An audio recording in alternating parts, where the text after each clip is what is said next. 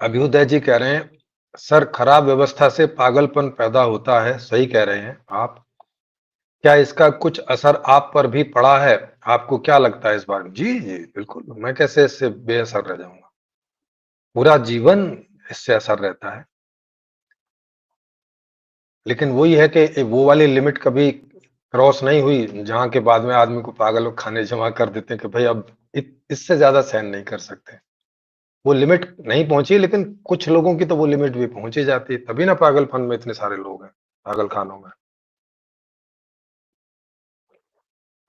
लेकिन इसका असर रहता है और केवल मेंटल स्टेटस में ही नहीं रहता है, इसका असर शरीर पर भी पड़ता है, इसकी वजह से आदमी जल्दी बूढ़ा होता है, कई बार बीमार पड़ जाता है, पाचन शक्ति खराब हो जाती है। अब चूँकि ये मेरे अपने जीवन के अनुभव हैं, तो मैं आपको बताऊँ मैंने लगभग 2014-15 के आसपास शेयर मार्केट किया था। तो उस समय जब तक ये किताब लिखनी शुरू ही हुई थी, संपूर्ण समाधान, तो उस समय कुछ आय करने के लिए तो मैंने एक होटल लीज पे ले लिया था, वो चला रहा था और उससे 2 4-6 महीने पहले से शेयर मार्केट कर रहा था। जॉब तो उस समय थी ही, दिल्ली में कर ही रहा था मैं। तो शेयर मार्केट की बहुत ज़्यादा जानकारी नहीं थी और उसकी वजह से मुझे एक बार तगड़ा लॉस हो गया। लगभग 2 लाख रुपए के आसपास का फाइन लग गया।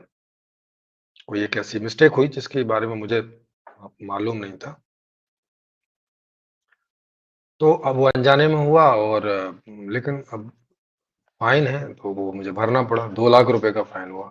आप समझ सकोगे कि वो उस 2 लाख रुपए के फाइन के बाद में 1 सप्ताह तक तुरंत मेरी पाचन शक्ति ने काम करना बंद कर दिया था। भूख लगनी बंद हो गई, तुरंत ही, मतलब आप देखो कितना इसका जोरदार इफ़ेक्ट पड़ता है, जो कि अच्छे जब तक वो फाइन नहीं हुआ तो खाना-पीना अच्छे से चल रहा था। जैसे ही अब उस समय 2015 में 2 लाख क्या का मतलब आप समझ सकते हो कितना होता है। मेरे ख्याल है आज के कुछ भी नहीं है तो 8-10 लाख के बराबर तो बैठेगा ही बैठेगा, इससे ज़्यादा ही बैठेगा। इतना फाइन जुर्माना मेरे ऊपर लगा था, सेबी के द्वारा।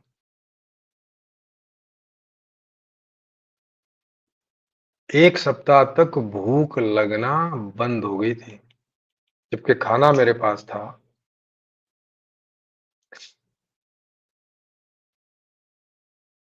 और जो पैसे अकाउंट में थे उसमें से गया था, कोई उन्हें मैं इस्तेमाल नहीं कर रहा था जीवन में। इतना इतना इन चीज़ों का असर पड़ता है, जो मौजूदा गलत रॉन्ग टाइप की चीज़ें हैं, उनका ऐसे असर पड़ता है। इसका उल्टा आप लगा सकते हो कि अच्छाई का कितना असर पड़ता होगा। जैसे अगर मेरे जीवन में कोई इनसिक्योरिटी ना रहे, मुझे ये ना सोचना पड़े कल को खाना कहाँ से आएगा, कपड़े कहाँ से आएँगे, घर कहाँ से आएगा वगैरह, मतलब सारी व्यवस्था हो, जैसे संपूर्ण समाधान व्यवस्था जिसका वादा कर रही है, ऐसा हो, तो फिर जो एक संतुष्टि का भाव, एक सुरक्षित होने का जो भाव है हर तरह से, वो मेरी पाचन शक्ति को दुरुस्त करके रखेगा, मेरे शरीर शारीरिक पूरी स्थिति को दुरुस्त करके रखेगा, मानसिक स्थिति को दुरुस्त करके रखेगा, भावनात्मक स्थिति को दुरुस्त करके रखेगा। आत्मिक स्थिति तो अपने आप दुरुस्त हो जाती है अगर ये तीनों दुरुस्त रहते हैं, क्योंकि वो और कुछ नहीं, इसका परिणाम है। इन तीनों का परिणाम है वो।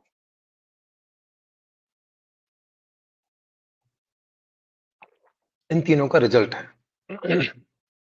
तो ये मैंने आपको एक अपना जाति अनुभव बताया, अपना अपना व्यक्तिगत अनुभव। अब ऐसे असर हर रोज लगभग सभी लोगों के जीवन में ऐसे घटते रहते हैं।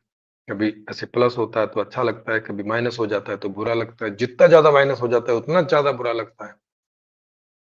इन चक्करों में कई बार लोग इतना बुरा लगता है कि कई बार लोग तो सुसाइड तक चले जाते हैं, है ना?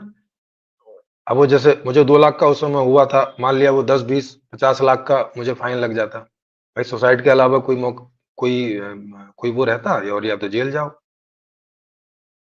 नहीं? तो स्थिति परिस्थितियों का इतना बड़ा इम्पैक्ट होता है आदमी के अंदर। तो वो जिनके ऊपर वो उतने बड़े-बड़े इम्पैक्ट पड़ जाते हैं, उन्हें ही पता चलता है कि भाई क्या चीज़ है। स्थिति परिस्थितियाँ मतलब क्या चीज़ होती है। नहीं तो छोटे-मोटे इम्पैक्ट से आदमी उतना कैलकुलेट नहीं कर पाता। आदमी सोचता है कि अच्छा ये तो हम सहन कर लेते हैं। वो लोग बोलते हैं ना, अरे इसमें आत्महत्या करने की क्या बात थी? नहीं भाई, तुम्हारे ऊपर बीतेगी तब तुम्हें पता चलेगा, है ना?